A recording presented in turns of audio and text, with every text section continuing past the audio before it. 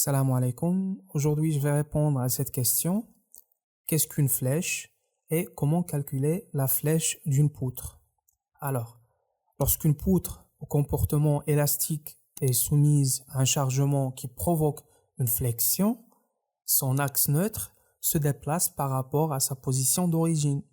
Et ce déplacement, qui se produit selon la direction transversale à l'axe longitudinal, varie en intensité tout le long de la poutre. Donc, la flèche d'une poutre est une déformation.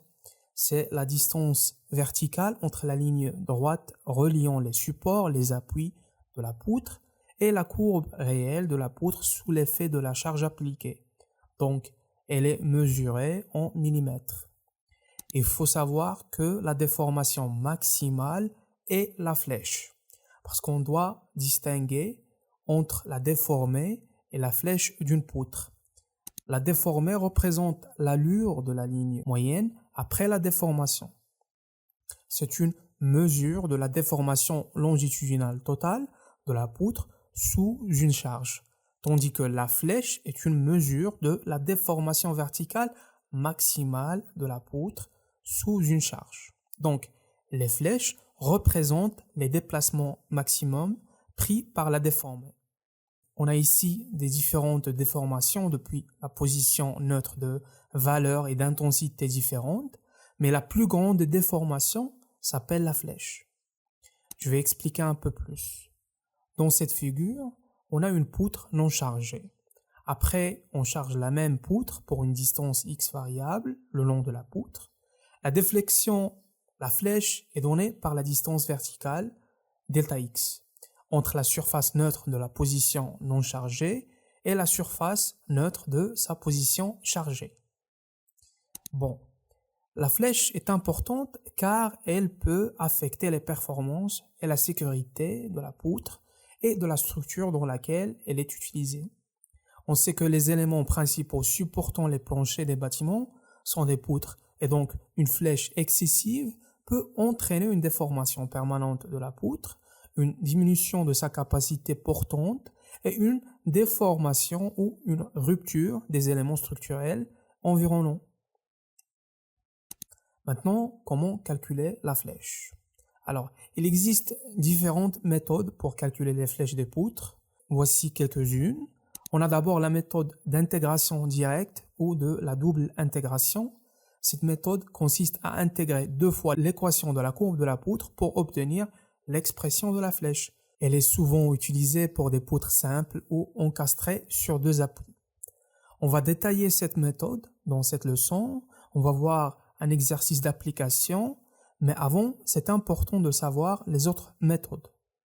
On a aussi la méthode de Castigliano. Cette méthode permet de calculer la flèche en dérivant l'énergie de déformation de la poutre.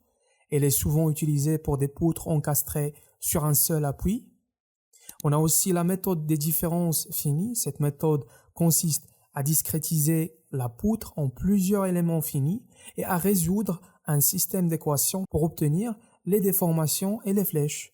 Elle est souvent utilisée pour des poutres avec des charges variables. On a aussi la méthode des éléments finis. Cette méthode est similaire à la méthode des différences finies, mais elle permet de prendre en compte des géométries et des charges complexes. Elle est souvent utilisée pour des poutres de grande dimension ou avec des charges non uniformes. Ce qu'il faut retenir, c'est que le choix de la méthode dépend de la complexité de la poutre et des charges appliquées, ainsi que les exigences de précision du calcul. Maintenant, comme j'ai promis, on va détailler la première méthode pour calculer la flèche. La méthode de double intégration, c'est une méthode courante pour calculer la flèche d'une poutre, mais avant le calcul de flèche, on a quelques étapes à suivre. D'abord, on doit calculer les réactions d'appui de la poutre, dessiner le diagramme des moments fléchissants, c'est comme un exercice de RDM.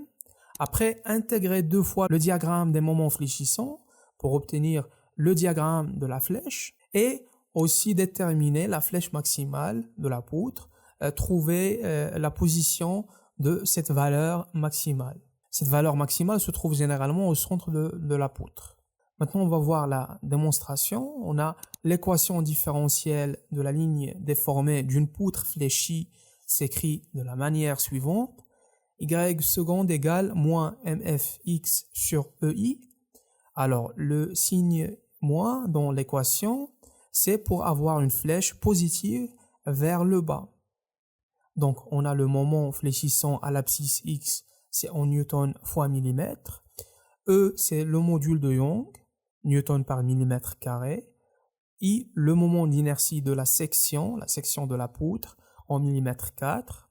Et y seconde, c'est la dérivée seconde du déplacement en y. Alors, comme vous pouvez voir, les unités sont en millimètres parce que la déformée ou la flèche est en millimètres.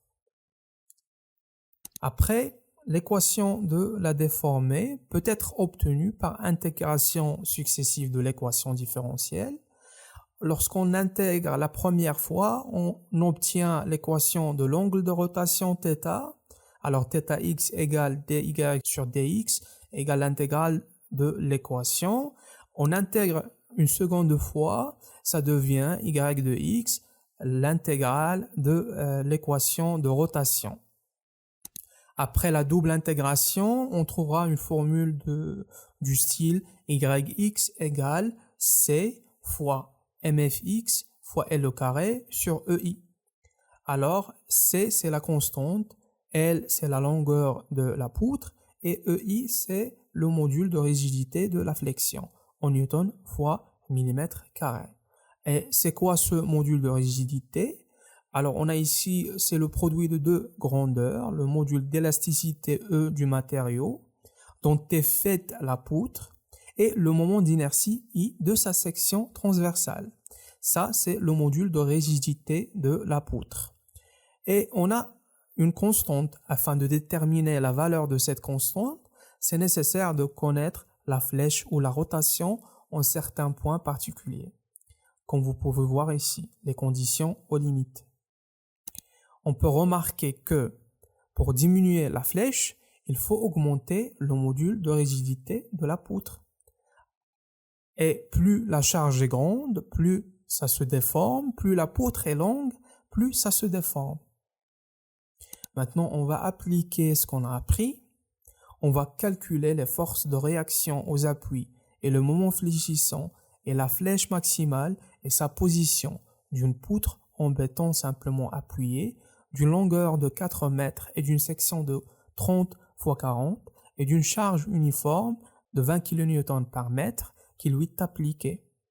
Alors pour une poutre simplement appuyée avec une charge uniforme, les réactions sont égales et égales à la moitié de la charge totale. Donc la réaction à chaque support serait la réaction égale, la charge totale sur 2, c'est 20 kN par mètre fois 4 mètres sur 2 égale 40 kN. Pour l'effort tranchant, puisque la poutre est soumise à une charge uniforme, le diagramme d'effort tranchant serait une ligne droite. L'effort tranchant maximal se produit aux appuis et est égal aux réactions. Par conséquent, le diagramme d'effort tranchant pour cette poutre ressemblerait à cette forme. Pour x égale à 0, c'est-à-dire au milieu de l'effort tranchant, on va trouver 0. J'explique pourquoi l'effort tranchant au milieu est nul, car la poutre est symétrique par rapport au milieu et la charge est uniformément répartie. En conséquence, les forces agissant de chaque côté du point médian sont égales et opposées, ce qui entraîne un effort tranchant net et nul au point médian. Maintenant, pour calculer le moment fléchissant, on va utiliser cette formule. Mx égale Q sur 2Lx fois L moins X. Donc, pour trouver la position du moment de flexion maximale, nous devons prendre la dérivée de l'équation du moment de flexion par rapport à x et la fixer égale à 0. On obtient x égale L sur 2, c'est la position où on a un moment fléchissant maximal. M0 égale QL sur 8 pour x0 égale à L sur 2. Cela signifie que le moment de flexion maximale se produit au milieu de la poutre. Donc, le moment maximal égale 40 kN. Vous pouvez vérifier les calculs. Il faut noter que le moment de flexion aux appuis est nul car aux appuis, la poutre est empêchée de tourner ou de se plier. En d'autres termes, les appuis fournissent une force de réaction qui contrecarre le moment de flexion causé par la charge, ce qui entraîne un moment de flexion net nul au niveau des appuis. Maintenant, on va calculer la flèche maximale et sa position. La flèche maximale se produit au milieu de la poutre parce que, encore une fois, la poutre est symétrique et au point médian, le moment de flexion est maximal. Donc, on va prendre cette formule. La flèche maximale égale 5 fois la charge totale fois la longueur à la puissance 4 sur 384 fois le module d'élasticité fois moment d'inertie. C'est la même chose que 5 sur 384 fois QL à la puissance 3 sur EI.